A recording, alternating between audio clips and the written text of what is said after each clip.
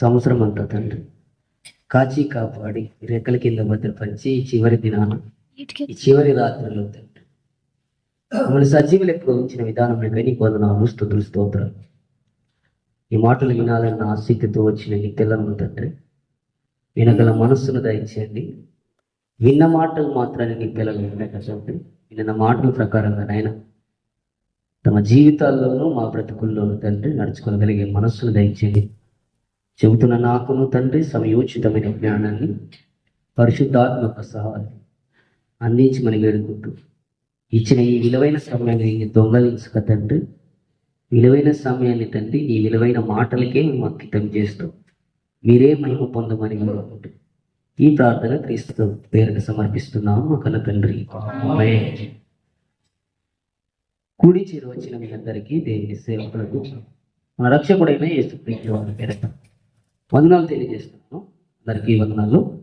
10 నిమిషాలు దేవుని మాటల్ని మనం విందాం. దేవుడి యొక్క దినాలు సంవత్సరం అంతా మనము కాచి కాపాడి తన రెక్కల కింద భద్రపరిచి యొక్క దినాన చివరి దినంలో చివరి రాత్రిలో మించిన దేవాది దేవునికి తినలేని కృతజ్ఞతాస్తుతులు చెల్లిస్తున్నాను. చాలా జాగ్రత్తగా విందాం. ఈ యొక్క దినాన మనం నేర్చుకోవాల్సిన పాఠం పేరేమంటే నూతన సంవత్సరంలో పాత జీవితం న్యాయమేనా? నూతన సంవత్సరంలో పాత జీవితం న్యాయమేనా? పాత జీవితం న్యాయమేనా? మనకి మన దేవుడు మనకి ఇచ్చిన ఈ నూతన సంవత్సరం ఏదైతే ఉందో ఆ నూతన సంవత్సరంలో మనందరికీ పాతల జీవితాలే, ఈ పాత బ్రతుకులే జీవించడం మనకు న్యాయమేనా అంటే మనకైతే మన దృష్టిలో న్యాయమే అనుకుంటాం. మనమైతే మన జీవితాల్లో దేవుడు ఎన్ని సంవత్సరాలన్నా నాకు ఇవ్వని కానీ నా బ్రతుకు నా జీవితం మాత్రం ఎన్నటికీ మారదు. సంవత్సరంలో ఉన్న నెంబర్ మాత్రమే మారాలి కానీ నా బ్రతుకు మాత్రం ఎన్నటికీ మారదన్న ఆలోచనలో మనిషి బ్రతుకుతున్నట్టు. ఈ బ్రతుకుతున్న మనిషికి ఎన్ని వేల సంవత్సరాల నుంచి వాక్యాన్ని ప్రకటిస్తున్నప్పటికీ కూడా జీవితాన్ని మాత్రం మార్చుకోక జీవితాన్ని న్యాయమైన పద్ధతిలో బతుకుగా మనిషి విచ్చలవిడి విత్తనానికి అలవాటు పడ్డాడు. ఈ నూతన సంవత్సరం ఎన్ని రోజులు ఉంటుంది? నూతన సంవత్సరం అంటే రేపు ఒక్క రోజు మాత్రమే మనుషులందరికీ ఏమైంది? నూతన సంవత్సరమే. ఆ నూతన సంవత్సరం ఆ 1వ తేదీ మారిన తర్వాత మనందరికి మరలా ఏమైపోతుంది? మరలా పాత సంవత్సరాలు, మరలా పాత దినాలు. మన జీవితంలో నూతన సంవత్సరం అంటే నెంబర్ మారకుందేమో కానీ మన బ్రతుకులు మాత్రం ఎప్పటికీ మారలేకపోతున్నాయి. అందుకే ప్రభు నీకు నాకు నేర్పుతున్నాడు ఏమంటే తెలుసా, నూతన సంవత్సరం నీ జీవితంలో ఇస్తున్నాను, మరలా పాత జీవితాన్ని బ్రతుకుతావా? నీకు ఏమైనా న్యాయం ఉందా అని ప్రశ్న వేస్తున్నాడు. నిన్ను నన్ను సృష్టించిన దేవుడు, నీకు నాకు దినాన్నిచ్చిన దేవుడు, నీకు నాకు సంవత్సరాలు నిన్ను కాపాడిన దేవుడు. ఇది ఒక్క రోజే మనకు నూతన సంవత్సరమా? ఈ రోజు గడిస్తే రేపు వచ్చే దినమే మనకు నూతన సంవత్సరమా? కాదు. నేనంటాను ప్రతి క్షణము నీకు నాకు నూతన జీవితమే. ప్రతి క్షణం నీకు నాకు, ప్రతి దినము నీకు నాకు ఒక నూతన దినమే. ఎలా అంటారు? ఎలా అంటే ఈ దినాన్ని చూడని దినాలు కూడా మనుషులు కూడా ఉన్నారు. ఒక క్షణాన్ని నువ్వు చూస్తున్నావు అంటే ఆ క్షణంలో నీ జీవితం వెళుతుందంటే ఆ దేవుడు నీకు ఇచ్చిన కృప, అది నీకు ఇచ్చిన నూతన జీవితం. కానీ ఈ క్షణాన్ని చూడలేక, ఈ దినాన్ని చూడలేక, ఈ 31st నైట్ని చూడలేక చనిపోయిన వారు చాలా మంది ఉన్నారు. మరి నీవు చూస్తున్నావంటే నీకు కూడా నూతన జీవితాన్ని, నూతన దినాలని దేవుడు ప్రతి క్షణం నీ కళ్ళ ముందు ఉంచాడు. మరి నీ బ్రతుకుతున్న పాత జీవితం మరలా ఇంకా బ్రతుకుతున్నావు. దేవుడు కోరుకున్నాడు నీలో నూతన జీవితాన్ని. దేవుడు నీకు నాకు దినాలు నూతనం ఇస్తున్నాడు కానీ నీ జీవితం మాత్రం నూతనంగా రూపు చెందడం లేదు. ప్రతి క్షణం నీకు నాకు నూతనమే, ప్రతి క్షణం నీకు నాకు కొత్తదే, ప్రతి క్షణం నీకు నాకు ప్రతి దినము కొత్తదే. కొత్తదైన ఈ జీవితంలో బ్రతుకుతున్నా నీవు ప్రతి క్షణం అనువనువు కొత్తదిగా అనుభవిస్తున్నా నేను మరలా పాత జీవితాలే, మరలా పాత బ్రతుకులే బ్రతికితే ఎందుకు నీకు న్యాయమేనా? ఎన్నిసార్లు వాక్యాన్ని ప్రకటింపచేయాలి? ఎంతమంది వాక్యాన్ని బోధించాలి? ఎంతమంది నీకు నొక్కి నొక్కి అరిచి అరిచి ఎంతమంది నీ సేవకులు ఎదుట నీవు అరిచి చెప్పాలి? ఎంతమంది కోరింపచేయదు, మరలా పాత జీవితాలే వద్దు. మనం ఈ నూతన సంవత్సరంలో నూతన నిర్ణయాలు తీసుకుందాం. దేవుడు ఈ 31st రైతుని దేవుడు నీకు నాకు మాట్లాడుతున్నాడు. ఏమో తెలుసా, నా కుమార్తె సంవత్సరం అంతా దేవుడు లెక్కలేస్తున్నాడు నీ జీవితంలో. ఈ దినాన ఈ రాత్రి సంవత్సరం అంతా నా కుమార్తెకి ఈ సంవత్సరం అంతా ఇచ్చాను. ఈ సంవత్సరం నా కుమార్తె నాకు ఎన్నెన్ని పనులు చేసి పెట్టింది, ఏమేమి సాయం చేసింది, ఏమేమి నా కొరకు జీవితాన్ని సమర్పించుకుంటుందని లెక్కలు వేసే దినాలు. ఈ దినము గడిచిన తర్వాత మరలో నూతన జీవితం నీకు స్టార్ట్ అవుతుంది. మరలా నీకు నూతన దినాలు స్టార్ట్ అవుతాయి. నెంబర్ నూతనదే, కానీ బ్రతుకులు మాత్రం ఎన్నటికీ నూతనంగా బ్రతకలేదు.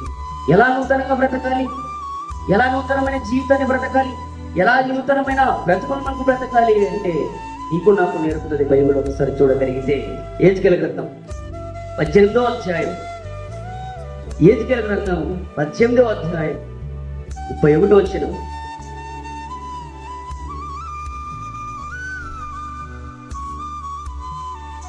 మీరు జరిగించిన అక్రమ క్రియలన్నింటినీ విడిచి నూతన హృదయమును నూతన బుద్ధిని తెచ్చుకోండి. నూతన హృదయం నీకు రావాలి అంటే, నూతన బుద్ధి నీకు రావాలి అంటే నువ్వేం చేయమంటున్నాడు అంటే అక్రమ క్రియలను ఏం చేయాలి, విడిచిపెట్టాలి. నీ పాత జీవితం ఏదైతే ఉందో, నీ పాత బ్రతుకులు ఏవైతే ఉన్నాయో, అక్రమ జీవితం ఏదైతే ఉందో వాటిని విడిచిపెట్టేసి మరలా నీకు ఏదొస్తుందో తెలుసా, వాటిని విడిచిపెట్టేస్తే నూతన బుద్ధియు నూతన హృదయం నీకు తెచ్చుకో. దేవుడు అడుగుతున్నాడు నిన్ను నన్ను, నీ అక్రమాలను విడిచిపెట్టేసి నీ పాత రోజు జీవితాన్ని విడిచిపెట్టేసే. నీవు విడిచిపెట్టేసిన తర్వాత నీకు ఏదొస్తుందో తెలుసా, నూతన హృదయాన్ని దేవుడు కలుగ చేయడానికి సిద్ధంగా ఉన్నాడు. వాటిని తెచ్చుకోవడానికి ప్రయత్నం చేయి. మరలా పాత జీవితాలు బ్రతకడానికి ఇష్టపడద్దు. ఎందుకంటున్నాడు నూతన హృదయం సంపాదించుకోవడానికి ప్రయత్నం చేయని వాక్యం తెలుస్తుంది. మరి ఎలా నూతన హృదయం నూతన బుద్ధి వస్తుందంటే ఈ అతిక్రమములు ఏవైతే ఉన్నాయో, నీ పాపపు క్రియలు ఏవైతే ఉన్నాయో, నీ పాపపు ఆలోచనలు ఏవైతే ఉన్నాయో వాటిని విడిచిపెట్టే ఆటోమేటిక్ గా నీ నూతన హృదయం నీకు వచ్చేస్తుంది. నూతన బుద్ధి నీ జీవితంలోనికి వస్తుందని వాక్యం తెలుస్తుంది.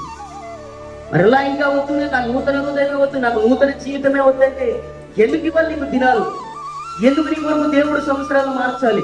ఎందుకు నీ దేవుడు ప్రతి క్షణం నీ జీవితంలో అనుక్షణం నేను కాపాడాలి? అయినా కాపాడుతున్నాడంటే నీ మార్పు చెందడానికి ఆయన ఓర్పు కలిగి జీవిస్తున్నాడు. నీ జీవితంలో మార్పు రావడానికి ఆయన ఓర్పుతో జీవిస్తున్నాడు. నా కుమార్తెకి సంవత్సరాలు మార్చినప్పటికీ కూడా మార్పు లేదంటే ఇంకా ఎందుకు ఓర్పు కలిగి ఉన్నాడంటే చివరి క్షణంలోనైనా నా కుమార్తె నూతన హృదయాన్ని తెచ్చుకుంటుందేమో అని, మరలా చివరి దినాలలోనైనా నూతన బుద్ధిని తెచ్చుకుంటుందేమో అని ఓర్పు నీ దేవుడు నా దేవుడు కన్న తండ్రి అయిన దేవుడు ఎదురు చూస్తున్నది. ఏమిని కొడుకు బ్రతకకపోతే ఇంకెందుకు నీ జీవితంలో నూతన సంవత్సరాలు? పాత జీవితాలు మానేద్దాం. హృదయం అనే నూతన హృదయాన్ని తెచ్చుకుందాం, నూతన బుద్ధిని తెచ్చుకుందాం. అలా తెచ్చుకోవాలని నువ్వేం చేయాలంటే పాత జీవితాన్ని మార్పించాలి, పాత హృదయాన్ని జీవితాన్ని మార్పించాలి. అది ఎలా వస్తుందంటే యేసు క్రీస్తే నీకు మార్గం. నీకు నూతన హృదయం రావాలన్నా, నూతన బుద్ధి రావాలన్నా ఆయన ద్వారా ఏం కలగాలి? ఆయన సొంత రక్షకుడుగా నీవు అంగీకరించాలి, ఆయనలో బాప్తిసం పొందాలి. ఆయనలో తన జీవితంలో నడిచిన తర్వాతే ఏదొస్తుందో తెలుసా, నూతన హృదయం నూతన బుద్ధి దేవుడు నీకు ఇస్తాడు. అలా తెచ్చుకోవడానికి నువ్వు ప్రయత్నం చేయి. ఇంత ఓర్పు కలిగి ఉన్నాడంటే ఇన్ని సంవత్సరాలు నేను వ్యక్తిగతంగా నా జీవితంలో ఎన్నో పాపాలు చేసినప్పటికీ అయినా నన్ను క్షమిస్తూ జీవిస్తున్నాడంటే ఎందుకు వరదో తెలుసా, ఈ మార్పు కొరకు దేవుడు చూస్తున్న ఓర్పు అని. మార్పు కలిగింపజేయడానికి దేవుడు చూపిస్తున్న ఓర్పు అది, దేవుడు కలిగి ఉన్న ఓర్పు అది. ఎందుకు ఆ ఓర్పు కలిగి ఉన్నాడంటే నీ మార్పు కొరకే. మార్పు రావాలి మనిషిలో, నూతన జీవితం రావాలి, నూతనమైన బ్రతుకు రావాలి, నూతనముగా మరలా మన జీవితాన్ని జన్మింపజేయాలనే దేవుడు నీ పట్ల నా పట్ల ఓర్పు కలిగి ఉన్నాడు. సంవత్సరాలు నిన్ను తరములు దాటుకుంటూ ఈ తరంలో నిన్ను నన్ను పుట్టిస్తున్నాడు. ఈ తరంలో కూడా నీకు నాకు సంవత్సరాలు ఇస్తున్నాడు. ఈ తరంలో కూడా నీకు నాకు దినాలు ఇస్తున్నాడు. ఈ తరంలో నీకు నాకు కూడా గంటలు సమయాలు అన్ని దేవుడు నీకు కృపచేత ఇస్తూనే ఉన్నాడు. ఎందుకు? నూతన హృదయం తెచ్చుకుంటామని. నూతన బుద్ధిని నువ్వు కలిగించుకుంటావని, నూతన జీవితాన్ని కనపరిచుకుంటావని, ఈ 31 తారీఖు రోజు నైట్ అయినా నీ జీవితాన్ని మార్చుకొని వచ్చే 1వ తారీఖు నా జీవితంలో నూతనమైన సంవత్సరంలో నూతనమైన జీవితాన్ని బ్రతుకుతావని మరలా దేవుడు నిన్ను సజీవ లెక్కలో ఈ యొక్క రాత్రికాల సమయంలో ఇక్కడ నేను కూర్చోబెట్టాడు. మార్పు లేని జనులారా, ఎందుకైతే ఇంకా మారు మనసు లేని బ్రతుకుతున్న బ్రతుకులారా, దేవుడు నేరుగా నీతోనే మాట్లాడుతున్నాడు. దేవుడు నీతోనే నేరుగా పలికిస్తున్నాడు. ఏమని తెలుసా? నూతనమైన జీవితాన్ని తెచ్చుకుంటామని, నూతనమైన బ్రతుకుని తెచ్చుకుంటామని. అలాగే పాత రోజు జీవితాన్ని విడిచిపెట్టేసి పాత వైపు నువ్వు అడుగులు వేయకుండా నూతన వైపు అడుగులు వేస్తామని, నూతనమైన క్రీస్తు మాటల వైపు నీ జీవితాన్ని అడుగులు వేస్తామని దేవుడు మరొక సంవత్సరం నీ జీవితంలో, నా జీవితంలో ఇస్తున్నాడు తల్లి. ఏదో నీ బలము చేతలో, నీ శక్తి చేతలో, నీ ఆరోగ్యం చేతలో సంవత్సరాలు గడడం లేదు. దేవుని కృప చేతనే అన్ని వస్తున్నాయి మనకి. అది గుర్తుపెట్టుకో. దేవుడు నీకు నాకు సంవత్సరాలు ఇస్తున్నాడంటే ఏదో ఆశమాశ కాదు. ఈ పట్ల ఏదో ఒక ప్రణాళిక దేవుడు ఖచ్చితంగా కలిగి ఉన్నాడు. ప్రణాళికను గుర్తుపెట్టుకో. దేవుడు నన్ను కూడా వాడుకోవాలన్న ఆలోచనలు నీవు రావాలి. వాడబడాలి నీ జీవితం కూడా. ఇది ప్రభువులోనే వాడబడాలి.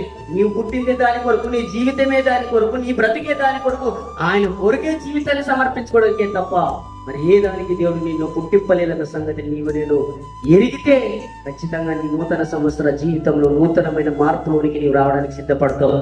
మరలా ఇదే మాటలను లెక్క చేయలేకుండా బ్రతుకుతావా?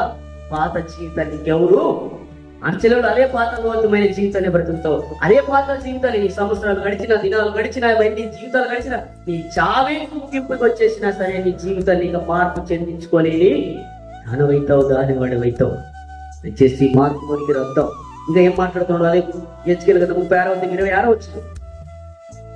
26 వచ్చిన చూడగలిగితే,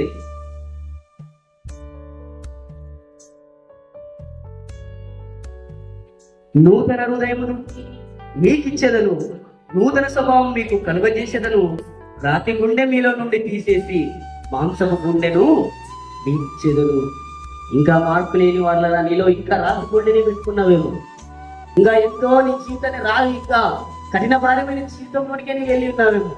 సరే ఆలోచించి, సరే ఆలోచనలోనికి రా. ఎందుకు దేవుడు నాకు సంవత్సరాలు ఇస్తున్నాడన్న ఆలోచన నీకు రావాలి.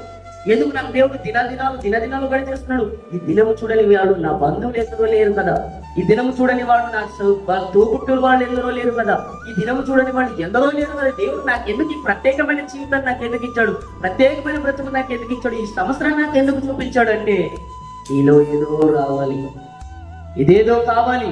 అది ఇవ్వడానికి సిద్ధంగా ఉన్నాడు. అది ఏది ఇస్తాడు అంటే నూతనమైన హృదయం. నూతనమైన హృదయం అంటే పాపపు క్రియలన్నింటినీ మానుకొని, అతిక్రమములన్నింటినీ మానుకొని, అతిక్రమములన్నింటినీ విడిచిపెట్టేసి నూతన స్వభావం అని, నూతనమైన జీవితాన్ని నువ్వు బ్రతకడానికే దేవుడు నిన్ను సృష్టిస్తున్నాడు. అలా సృష్టించుకున్న దేవుని కొరకు నువ్వు బ్రతకక మరలా పాత జీవితాన్ని బ్రతుకుతానంటే ఏమైనా న్యాయం ఉందా? న్యాయమైన జీవితాన్ని నువ్వు బ్రతుకుతున్నావా? లేదు. అన్యాయంగా దినాలు గడిపేస్తున్నావు. అన్యాయంగా దేవుడిచ్చిన దినాలు గడిపేస్తున్నావు. న్యాయమైన జీవితం నీలో లేదు. మరలా పాత జీవితాలే, మరలా పాత బతుకులే, మరలా పాత మాటలే, మరలా అవే మాటలే, అవే జీవితాలే.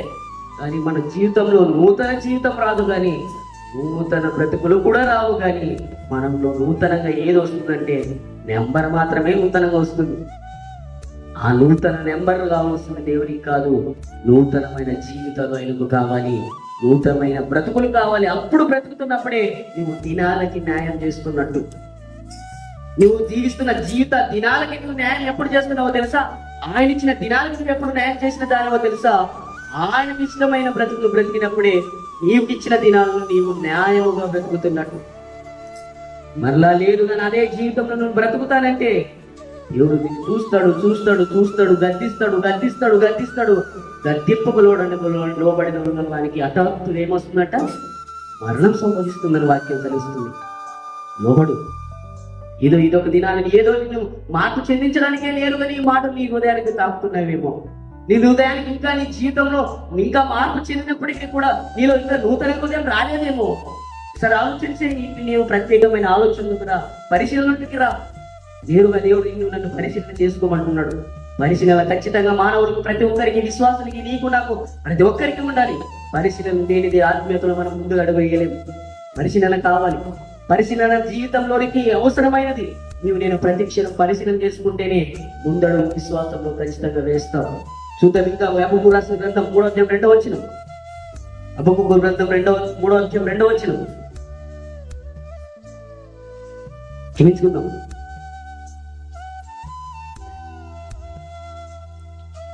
హబక్కూకు గ్రంథం 3వ అధ్యాయం 2వ వచనం. యెహోవా నిన్ను మించిన వాడెవరు? యెహోవా నిన్ను గూర్చిన వార్త విని నేను భయపడుచున్నాను. యెహోవా సంవత్సరంలో జరుగుచుండగా నీ కార్యము నూతనపరచుము. సంవత్సరంలో జరుగుచుండగా దానిని తెలియజేయము అంటున్నాడు దేవుడు. నూతన పరచడానికే దేవుడు నీ యొక్క కార్యాలని ఇస్తున్నాడు. సంవత్సరాలు కార్యములు నూతనం జరిగించమంటున్నాడు దేవుడు.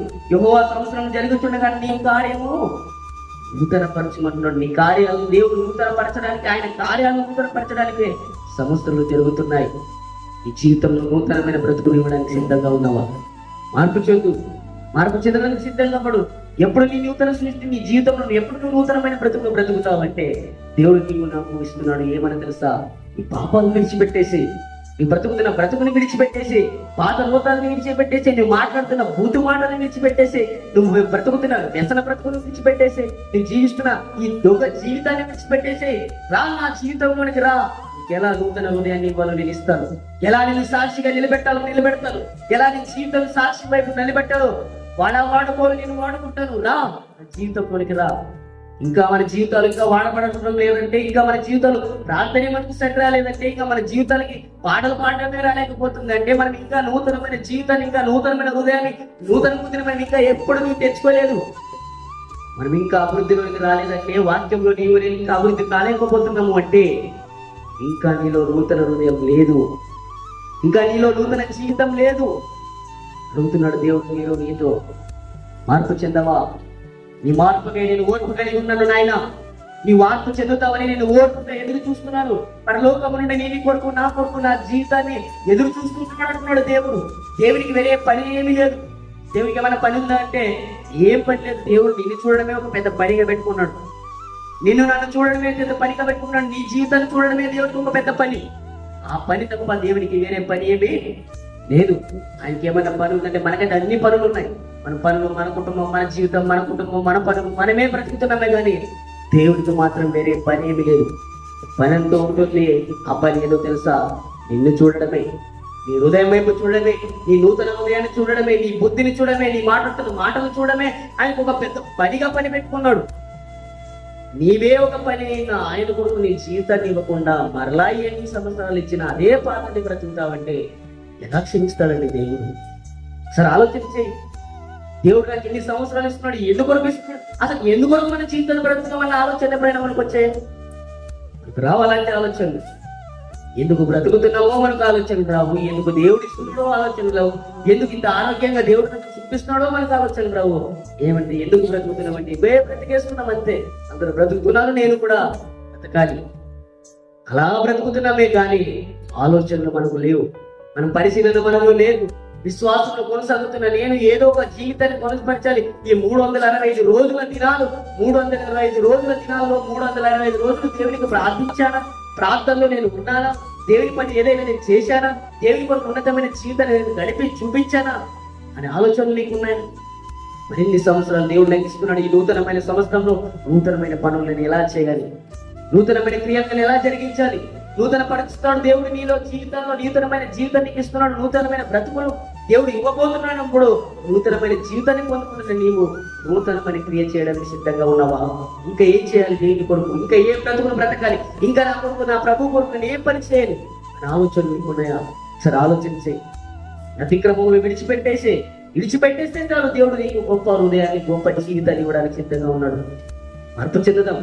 ఈ మార్పుకే ఓర్పు కలిగి ఉన్న దేవుని కొరకు బ్రతుకుతాం. లాంటి విశ్వాసంలో కనపడతాం. జీవితాన్ని దేవుడు ఇది ఇచ్చాడు అంటే ఏమో ఆశమాష కాదు. దేవుడు నీకు నాకు దినాలు ఇస్తున్నాడంటే ఆశమాష కాదు. ప్రతి క్షణం నీకు నాకు ఒక నూతన క్షణమే. ఎందుకంటే ఆ క్షణాన్ని కూడా నువ్వు చూస్తున్నావు కాబట్టి, ఆ క్షణంలో నువ్వు అడుగు పెట్టేశావు కాబట్టి. అడుగేది పెట్టకపోతే ఈ ఆ క్షణంలో నువ్వు అడుగు పెట్టుకుని ఈ క్షణంలో నీ జీవితం ఆగిపోతే దాన్ని చూసేవాడిగా కాదు. కాబట్టి ప్రేమైన వాళ్ళగా దేవుని కొరకు ఉన్నతంగా బ్రతుకుతాం. జీవితాన్ని కొరకు జీవితం. ఎన్నాళ్ళు బ్రతికి నీదే బ్రతికే. ఎన్నాళ్ళు జీవించిన ఈ పాత హృదయాలు, ఎన్నాళ్ళు బ్రతికిన అమూర్తి మాటలు, ఎన్నాళ్ళు మాట్లాడిన అవే మాటలే, ఎన్నాళ్ళు చేసిన అవే మాటలే. మాటలు, నీ ఆలోచనలు, నీ తలపులు, నీ ఊహలు అన్నిటినీ విడిచిపెట్టేసే ఈ నూతన సంవత్సరంలో దేవుడి కొరకు నీ జీవితాన్ని అప్పగింపు. చూడు, ఏ స్థితిలో నిలబెట్టాలో నేను అక్కడ నిలబెడతాడు. ఇంకా నా జీవితంలో మార్పు లేక, ఇంకా నా జీవితంలో నేను ఇంకా అభివృద్ధి పరచబడలేదు అయ్యా, ఇంకా నా జీవితంలో నేను దేవుడిని వాడుకోవడం నేను అంటున్నావంటే ఈ హృదయంలో ఇంకా నూతన హృదయం రాలేదు. దేవుడు వాడుకోవాలంటే నీ హృదయం బాగుండాలి. దేవుడు నువ్వు వాడుకోవాలంటే నీ బుద్ధి బాగుండాలి. దేవుడు నువ్వు వాడుకోవాలంటే నీ మాటలు బాగుండాలి. దేవుడు వాడుకోవాలంటే నీ చూపులు బాగుండాలి. దేవుడు నువ్వు వాడుకోవాలంటే ప్రతిదీ బాగుండాలి. దేవుడికి పరిశుద్ధమైన వాళ్ళే కావాలి. దేవుడు జంతువుల్లోనే పరిశుద్ధతని వెతుకాడు తెలుసా. ఆనాటి కాలంలో ఇశ్రాయేలు ప్రజలు బలిని అర్పించాలంటే దేవుడికి ఆ పరిశుద్ధమైనది కాబట్టే అర్పించాలి. అది కుంటిది కానీ నేటిది కానీ ఏదైనా ఒకదాన్ని అర్పించకూడదు. ఆ జంతువుల్లోనే అంత పరిశుద్ధతని ఎతికిన దేవుడు మరి నీ జీవితంలో, నా జీవితంలో ఇంకెంత పరిశుద్ధతని ఎదుగుతాడో ఒకసారి ఆలోచించి అలాంటి జీవితాన్ని కనపరుద్దాం. నూతనమైన జీవితాన్ని బలిగా అర్పిద్దాం దేవునికి. నూతనమైన పరిశుద్ధమైన జీవితాన్ని బలిగా అర్పించే జీవితాన్ని ముగిద్దాం. అప్పుడు దేవుడు నిన్ను నన్ను చూసి ఆనందపడతాడు. నీకు ఇచ్చిన దినాలు నీవు న్యాయం చేసిన దాని అవుతావు. సరే ఆలోచన చేద్దాం. నూతనమైన జీవితంలోనికి అడుగు పెడుతున్న నీవు నేను, నూతనమైన సమస్యలోనికి అడుగు పెడుతున్న నీవు నేను, నూతన జీవితం వైపు కూడా అడుగులేవు. మార్పు చెందించడానికి సిద్ధపడు. మార్పులోనికి రా.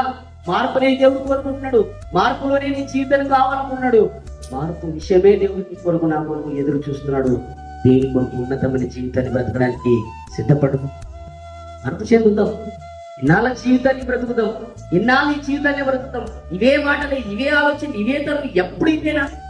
ఎన్ని సంవత్సరాలు గడిచాలి? ఇప్పటికే మన జీవితంలో 30, 60, నీకు ఇచ్చిన 80, 70, 60 సంవత్సరాలు సగ జీవితాలు ఇప్పటికే అయిపోయాయి. మన సగ జీవితాలు మనం ఇప్పటికే ముగించేసుకున్నామా లేదా?